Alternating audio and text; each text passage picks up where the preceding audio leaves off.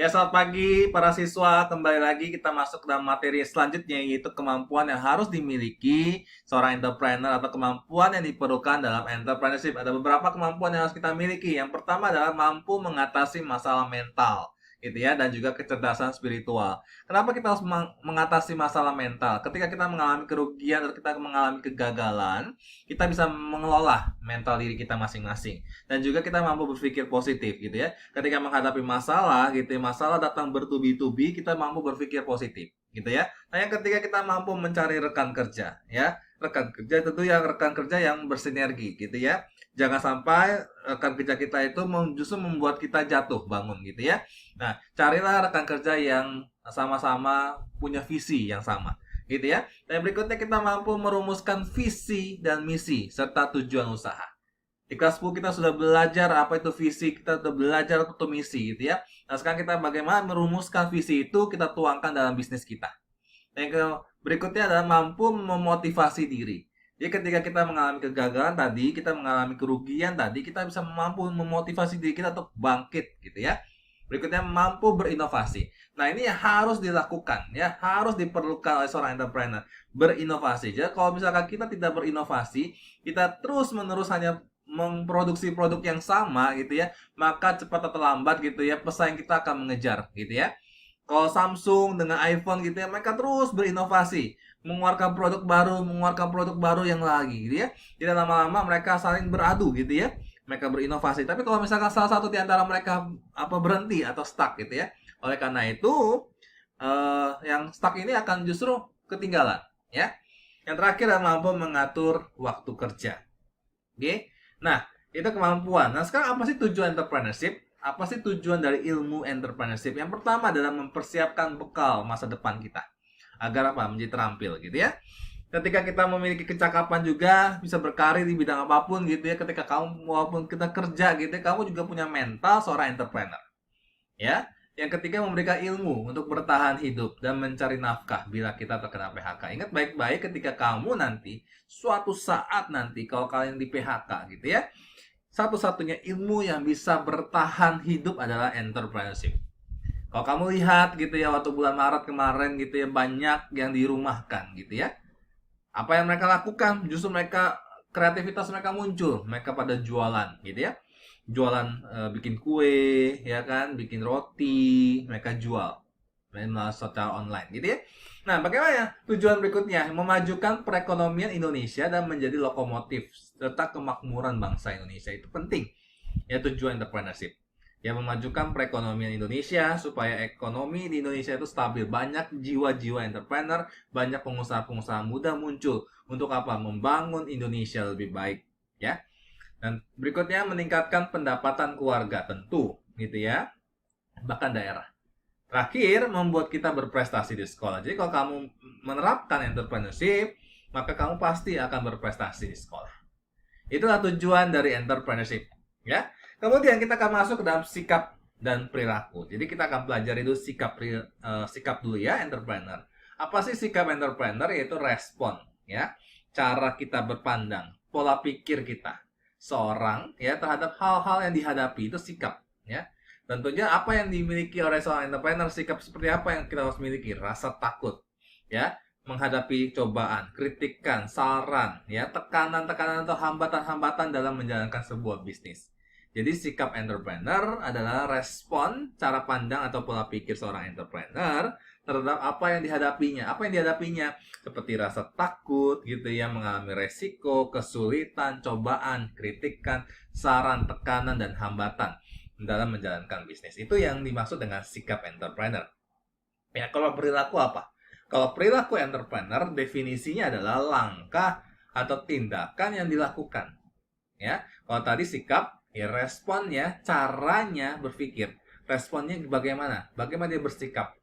Gitu ya, ketika dia dimarahin gitu ya, misalkan, bagaimana dia bersikap? Responnya apa? Cara pandangnya apa? Pola pikirnya apa? Itu sikap. Nah, kalau perilaku ya tindakan atau langkah yang harus dilakukan gitu ya untuk menghadapi apa aja sih langkah-langkahnya, perilakunya kayak gimana sih gitu ya menghadapi mensiasati kehidupan mereka sehari-hari gitu ya, bisnis mereka. Perilaku ya, tindakan apa sih yang mereka lakukan, itu perilaku entrepreneur. Nah, sikap-sikap yang harus dimiliki oleh seorang entrepreneur. Yang pertama adalah selalu berpikir positif. Ya. Nah, selalu berpikir positif itu harus dilakukan menghadapi segala hal, masalah-masalah yang ada gitu ya. Ketika kamu customer tidak suka dengan produk kamu gitu ya. Selalu berpikir positif bagaimana cara menghadapinya. Itu responnya ya. Yang kedua adalah berorientasi jauh ke depan, selalu gitu ya. Entrepreneur selalu berpikir maju ke depan ya, dan tidak mudah terlena dengan hal-hal yang mungkin sudah puas gitu ya. Wah, banyak orang yang minat beli misalkan 1 juta produk laku gitu ya dalam sekejap. Nah, tetapi kalian jangan mudah terlena. Jadi kita harus belajar berorientasi. Apalagi yang saya lakukan ya. Think of the future, not the past. Kemudian ya, sikap apa yang harus kita lakukan? Tidak gentar saat melihat pesaing. Ketika kita sudah maju nih gitu ya, sudah meningkat gitu ya, bisnis kita besar gitu ya, maka pasti akan kompetitor hadir ya, datang gitu ya untuk mengalahkan kita. Kita jangan takut, jangan gentar saat melihat pesaing. Nah, sikap apa lagi? Selalu ingin tahu. Ya, membuat kita selalu mencari jalan keluar. Apalagi nih, apalagi pesaing punya apa? Ya, inovasi apa yang mereka lakukan? Selalu ingin tahu hal-hal itu ya, kita mencari jalan keluar untuk kita bisa maju. Ya. Kemudian apalagi? Ingin memberikan terbaik untuk orang lain. Ya, selalu memberi yang terbaik untuk customer kita, bukan untuk keuntungan kita sendiri. Uang emang dapat kita ya, dapat keuntungan gitu ya, tapi jangan sampai merugikan orang lain ya. Kita selalu memberi yang terbaik buat orang lain.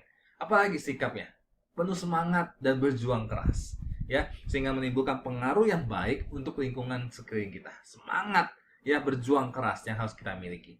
Kemudian keterampilan apa sih yang harus diperlukan ya seorang entrepreneur? Yang pertama adalah keterampilan manajerial ya. Kita mampu mengatur ya, manajer ya. Kalau manajer, kalau kamu masuk IPS gitu ya, kamu akan masuk manajemen misalkan, kamu akan mengatur banyak gitu ya. Kemudian keterampilan konseptual, jadi berpikir apa yang harus kamu lakukan nanti, konsep-konsep seperti apa dalam bisnis gitu ya. Keterampilan apa lagi harus dilakukan? Keterampilan mengolah karyawan, sumber daya manusia, human skill ya. Yang keempat, keterampilan apa? Merumuskan masalah. Ada masalah ini yang kita rumuskan, kemudian kita ambil keputusan apa yang harus dilakukan, memecahkan masalah tersebut. Yang kelima, kita keterampilan mengolah waktu ya, time managementnya. Dan terakhir, keterampilan teknis gitu ya, yang harus dimiliki. Kalau misalkan saya membuka restoran, maka harus keterampilan apa yang harus saya miliki? Yaitu koki, memasak ya. Itu keterampilan yang harus kita miliki seorang entrepreneur. Baik, kita akan lanjutkan sekali lagi. Menjadi entrepreneur yang cerdas, smart entrepreneur, ada singkatannya. Yang pertama S adalah strategic thinker ya. Yang kedua M adalah motivator ya. Yang ketiga adalah ambitious. Yang keempat adalah risk manager, dan yang terakhir adalah totalitas. Ya, kita akan pelajari satu persatu apa itu strategic thinker. Jadi seorang entrepreneur itu kita harus smart ya. Yang pertama, strategic thinker, bekerja tidak hanya otot saja tetapi dengan otak ya. Hindari dengan modal-modal nekat. Jadi ketika kita menjalankan bisnis, jangan hanya bekerja dengan otot, tapi kita harus menggunakan otak. Jadi kita harus menggunakan strategik ya. Strategi-strategi apa yang kita gunakan gitu ya. Yang kedua, motivator. Jadi seorang entrepreneur itu merupakan motivator bagi dirinya dan juga bagi motivator bagi orang-orang lain, khususnya karyawannya gitu ya, klien-kliennya. Jadi ketika dia gagal ya, kerugian gitu ya, dia bangkit dan dia tidak menyerah. Dia punya motivasi ya, bisa memotivasi dirinya sendiri dan juga memotivasi orang lain. Oke, kemudian ambitious ya. Jadi ketika entrepreneur walaupun punya ambisi, tapi jangan ambisi yang luar batas gitu ya, atau good ambition ya. Jadi jangan sampai pengen cepet aja gitu, berambisi gitu ya, akhirnya pengennya instan ya. Nah, jadi jangan instan. Jadi tidak menghalalkan segala cara. Nah, itu juga tidak ambisi yang baik ya. Bukan ambisi yang baik. Jadi kita harus punya semangat dan keinginan kuat gitu ya. Punya ambisi yang bagus gitu ya, tidak menghalalkan segala cara gitu ya. Pajak gitu ya, kita tidak lapor gitu kan, kita berbuat curang, produknya ditulisnya 10 miligram tetapi ternyata yang kita berikan cuma hanya 5. Misalkan seperti itu ambisi yang tidak baik. Kenapa? Karena pengen uang banyak, murah gitu kan. Nah, itu ambisi yang buruk ya. Kemudian yang keempat adalah risk manager. Kita harus jadi seorang manajer resiko ya, mengolah resiko yang baik gitu ya. Kita harus seimbang antara kita mengambil resiko dengan mengelola resiko. Ya, jadi namanya calculated risk taking. Ya, jadi calculated risk taking itu adalah mengelola risiko yang terkalkulasi, yang bisa dihitung-hitung. Gitu ya. Kita boleh mengambil risiko, tapi ingat baik-baik, kita harus hitung baik-baik dengan jeli gitu ya, dengan cerdas, cermat gitu ya. Baca risiko dan juga baca peluang yang ada. Jangan buru-buru. Ada bisnis baru nih, gitu ya, ada franchise bisnis baru. Oh, ada bubble tea nih, rame nih, booming gitu kan. Oh, mie asap booming misalkan gitu kan. Langsung kita bikin nasi goreng, kita bikin kue tiaw goreng gitu ya. Jangan buru-buru gitu ya. Kita harus bisa mengelola risiko dengan baik. Jeli, apakah ini peluang atau ide doang ya. Kemudian yang terakhir ada totalitas. Ya, totalitas segala cara gitu ya. Apa? Totality, do anything. Jadi melakukan segala hal gitu ya dengan totalitas gitu. Full commitment. Ya, komit ketika kita mulai, kita harus menyelesaikan dengan baik. Ya, kita mencintai bisnis kita, ya. Pekerjaan kita itu, bisnis kita itu anggap pacar gitu ya. Jadi kita benar-benar sangat mencintai bisnis yang kita sudah lakukan ya, sesuai dengan visi dan misi yang kita miliki. Ya, tadi smart ya, smart entrepreneur. Nah, ini adalah faktor keberhasilan entrepreneur. Jadi ada peluang, ada manusianya, ada uangnya gitu ya. Jadi harus memikirkan peluangnya juga. Kita juga harus memikirkan manusianya ada nggak gitu ya. Kemudian kita juga harus memikirkan keuangannya juga ada nggak gitu ya. Nah, human factor, faktor manusianya ya, yang ada lingkaran nih. Jadi kita harus pertama harus jadi manajer yang baik, great manager. Kita juga harus menjadi controller ya, pengontrol bisnis dengan baik ya. Harus punya marketer ya, atau seller, penjual yang baik. Ada punya pemimpin yang baik dan juga strategic planner yang baik, atau merencanakan strategi yang baik gitu ya. Nah, 3 faktor penting operasional yang harus kita miliki, ingat baik-baik aja: kualitas, waktu, dan juga biaya. Sekali lagi, kualitas, waktu, dan juga biaya. Nah, kualitas itu apa yang dipikirkan? Kita harus faktor penting tuh, jadi baik-baik ya. Mutu produk tuh sangat harus kita jaga. Operasional kita harus benar-benar bagus ya. Mutu pelayanan kita harus benar-benar bagus. Jadi memperhatikan seluruh kualitas yang kita punya. Dan juga kita memperhatikan waktu. Ketika kita berjanji sama karyawan, berjanji sama klien gitu ya, kita harus menyelesaikannya gitu ya, tepat waktu. Ya, waktu mengerjakan, waktu mengirim gitu ya. Nah, kalau misalkan kamu Shopee gitu kan bisa ada batas waktu ya, misalkan tanggal sekian sampai tanggal sekian gitu pengirimannya. Itu harus benar-benar tepat waktu. Ya, jangan sampai mengecewakan konsumen. Kalau mengecewakan konsumen pasti akan bintang 1, betul ya? Nah, hati-hati. Jadi ketika kita menjanjikan sesuatu kepada klien, customer, kita harus menepatinya. Berikutnya biaya. Kita harus memperhatikan biaya. Betul, biaya murah gitu ya, supaya produk kita bisa bersaing dengan orang-orang. Tapi mutu yang baik perlu biaya yang mahal, betul. Tetapi biaya tinggi, biaya yang mahal banget gitu ya, itu belum tentu menghasilkan mutu yang bagus. Ya, ingat baik-baik statement saya. Mutu yang baik, sekali lagi, perlu biaya. Biaya mahal, betul. Ya, tetapi biaya yang tinggi belum tentu mutunya bagus. Ya. Nah, itu 3 faktor penting yang harus kita pelajari: kualitas, waktu, dan juga biaya, ya. Nah, ini faktor-faktor kegagalan seorang entrepreneur. Banyak sekali faktor-faktor kegagalan. Yang pertama saya akan bahas business plan.